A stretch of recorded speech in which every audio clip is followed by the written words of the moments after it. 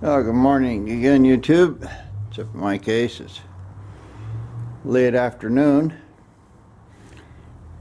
After my little water geyser yesterday, I went down to the hardware store and I found turns out this is a 3/8 female iron pipe fitting. I couldn't get nothing that would adapt it. So I turned it pretty close on the lathe, or just got it where it would kind of fit, and I soldered it. So that's plenty good. And carburetor gaskets came. So we're going to take a look at this. Let me get it off. Well, this is the upside.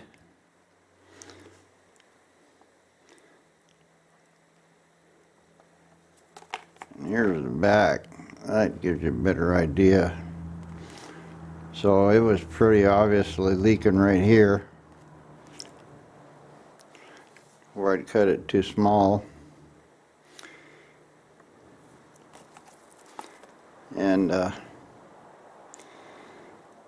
so that's probably part of the reason why it was popping and sputtering. This one here might have been alright, but I'm pretty sure that this whole gasket was not really very good, but it was better than nothing. It got it to where it would start and run. So I got new gaskets that came, and I know this one won't leak. So I'll go ahead and put this on the manifold, bolt the carburetor back on, and we'll give it another test run. I got the carburetor back on. Good long bolt and lock washer put in that bracket, and went to pumping it. Wasn't pumping. Nothing in the carburetor, no gas. So I fooled around and cranked it over a little, and nothing. So I went back to the tank and looked, and sure enough, it's out of gas. So that was one of the reasons it was popping and carrying on. It was just running out of gas. So I'm not going to fool with it tonight.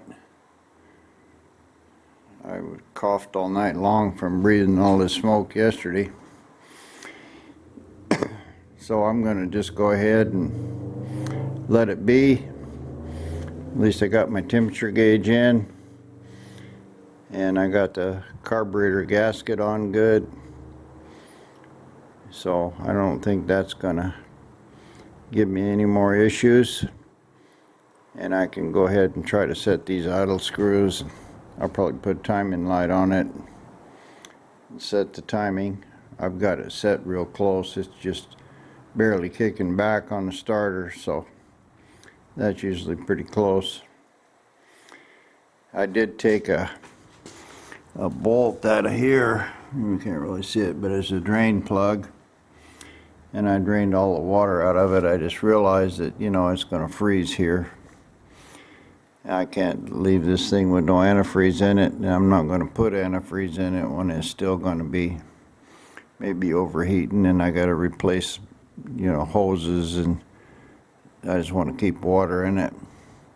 But I got these, or at least this side, got the bolt or the nut taken out, not a nut, plug. I can drain the water out of it, and I got to go out there to that Dodge and do the same thing. It's a 350 Chevy. I'm sure I can drain the block somehow. And this radiator don't have a plug in it at all, so I'm gonna just drill a hole in it and get something close, the thread in plug, and I'm gonna put a plug in it so I can drain that. You know, it's really a pain in the butt trying to pull hoses off to drain a radiator. So that's about it for today. Not much interesting. If I would have had the camera, we would have had a A lot of interesting on that Isuzu Rodeo I got with a heater kind of bypass hose down below the manifold, below the fuel injection, and then it was just soft as butter. I managed to get a 90 in there, a little plastic 90, and JB welded it all around real good, clamped it, and then put a good hose on it. Drove home all right, but I know that hose has got to be replaced, and that whole fuel injection unit's got to come off to do it. Anyway, we'll press on with something here. I went and got some gas, fired it up. It's still kind of popping out the exhaust. I sprayed some carburetor cleaner around this carburetor cleaner here, and it's not leaking. So, but there's something a little weird in it. The accelerator pump's not really pumping like it should. So I'm going to have to pull the top of that off, check the float levels, and all that. But I'm really getting a lot of smoke and stuff down here on this new paint. So I'm going to try to spray this super clean in here and see if I can clean it up a little, so I don't really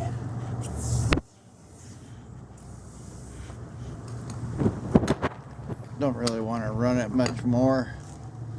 I mean, I got to paint that thing anyway, but I'll just spray it a little cleaner on it for now and see if I can clean it up. And I do have the cones for this,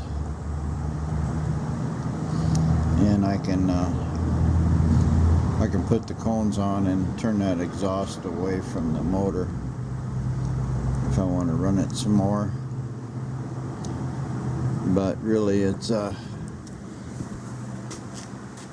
fires right up. And just bump the starter here. I'll show you.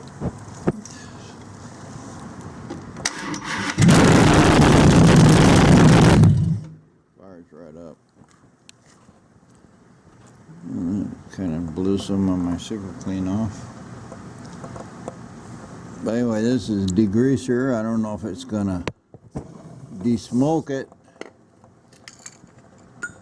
but hopefully it'll kind of save my paint a little. I might have blow a lot out of there. My little gauge that I fixed here, it works. It's not leaking. And you can see it was up about at 180. I've got a little bit of a leak here on this upper radiator hose. I still got the kink in that bottom one I got to take out.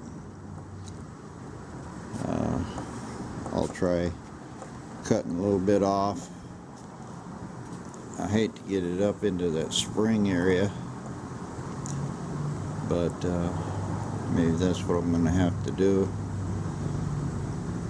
We gotta drain the water out of it. I know it. Not much I can do here, and I got so much work to do on the rest of the car here that fooling around with this motor is just kind of a waste of time. I'm gonna get a rag up in there and wipe off that super clean, see what it did.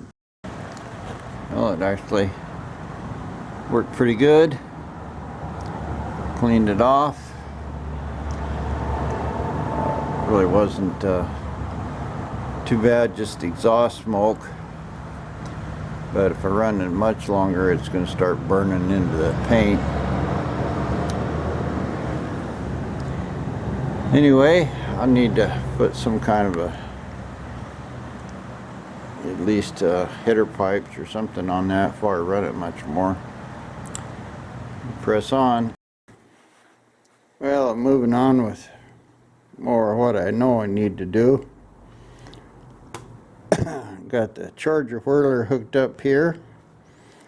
I only had one big wire, it was green, that's fine. So I ran this is going to go back down the firewall and into my main power terminal there. So this is charging. These two go to the regulator itself. This one here is key on, and I also left myself a generous length of wire here for, I might put a fan switch relay in here somewhere. I think the fan switch is going to go over on that side, or at least the pickup unit will. And then I ran my temperature gauge, and also I've got my kick down cable coming up through here. So basically this is all the harness. Well, I'm going to need one more wire. It's going to come off of here and go over to the other side of the choke there for electric choke. So I don't want to run this one, it's way too far, but I'll just I'll take it right over here to this area. I should have put that in already. Well, I didn't. So the way I do these wires is I kind of lay them out, and then I just start zip tying them together. And of course you're going to have, every time you put another one in, you're going to have a bunch of zip ties you need to cut out. But this keeps them all in one place. So I got it. I knew I needed to have the wire here from the coil to the distributor. So I just used that length and just tied this all together here. Now you can also see that I've got a little copper line, and that's my oil pressure sending unit, or not sending unit, just oil pressure line. So I got that all taped up. I got it going over where I'm going to put this box. I had to cut a big hole in the firewall to get the sensor probe through the firewall. So I just used this same hole for all of this stuff. And of course it's not gonna be very pretty in here, it's just all hanging down. But I got enough room here. Should get some light in here. I've got about 2 or 3 feet of the oil pressure line. I'll need to put my dash in and cut that line and put a fitting on it. That way I'll have the oil pressure gauge. I'm going to keep this one. It seems to work good enough. It was sitting right about the middle, so it's about 45-50 pounds of pressure. And also the amp gauge here. I'm going to run this big green wire from the alternator, which is a charge side, to that the amp meter, and then I'll run the other side of the amp meter into the power system of the car. So it's going to show charging when the amp meter's pushing volts through to the stuff. I don't have anything else coming off this hot wire, so anything that's being drawn there, it'll be showing on the amp. I don't know if it'll show a draw, but it'll definitely show a charge. Who knows? I haven't figured that out yet. But anyway, this is kind of the start of the wiring, and that's how I do it. I just zip tie it all together, because you keep adding wires and find one that's too long or the wrong color or something. And this way, when you get it all done, you can just put simple zip ties on it and cut the others off. and it'll all hold. And then I'll cover it with some kind of black foo-foo or something, who knows. But here's the charging system wired up, at least at the front of the car. And I'll just kind of move on to the underneath. I need to put my gauge in and my panel in and cut that oil line right. And this is my main power here, just coming off of the jumper terminal back there. So I'll probably make a terminal block for that.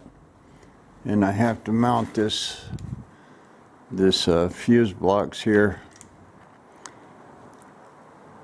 And I'll start using some of these wires for this.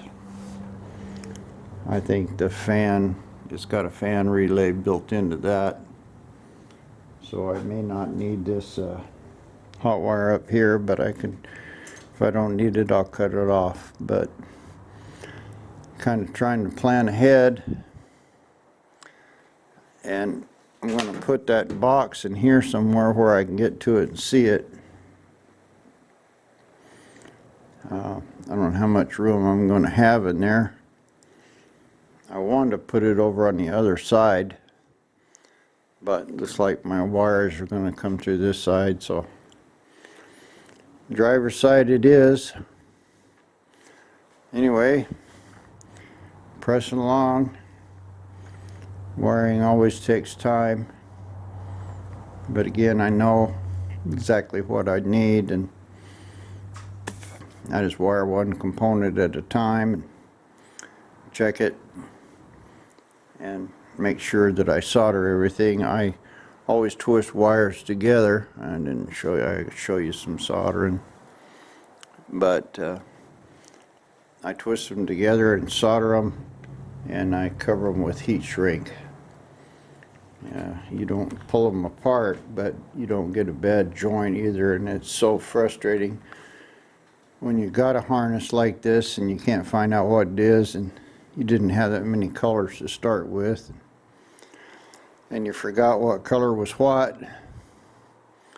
It's a real pain in the ass to have a bad joint. So I solder them all, that way I don't have a bad joint, and once I check it, I know it's going to be good. Alright guys, I'll try to do a little more here and bring you back later. Well, this is kind of where the fun really starts. I've got that fuse block up in there. I thought about putting it over here, but it's going to interfere with your feet. Can't put it on the other side because it's going to have that big old heater in it. I don't want to put it up in the middle there because I have the brake and throttle and all that stuff, so I just put it over there. It's good enough. And I've started figuring out some of the wires. This is a headlight switch here, and there's some kind of a accessory. Turns out I think what they mean by headlight is a headlight, and it's a pretty big heavy wire, but I think that's the main power in. I did find a brake light switch, goes over there, but that's a hot wire, so that's a grounding brake, so the hot wire's got to go all the way to the back for the brake lights. It's pretty decent switch, 12 circuits, but you gotta figure it all out yourself. It's got a heater, a relay switch, gauges, brake switch, flasher, headlight, wipers, ignition, hazard, and something else. Another ignition, whatever that is. I got accessory 1, accessory 2, and an air conditioner. So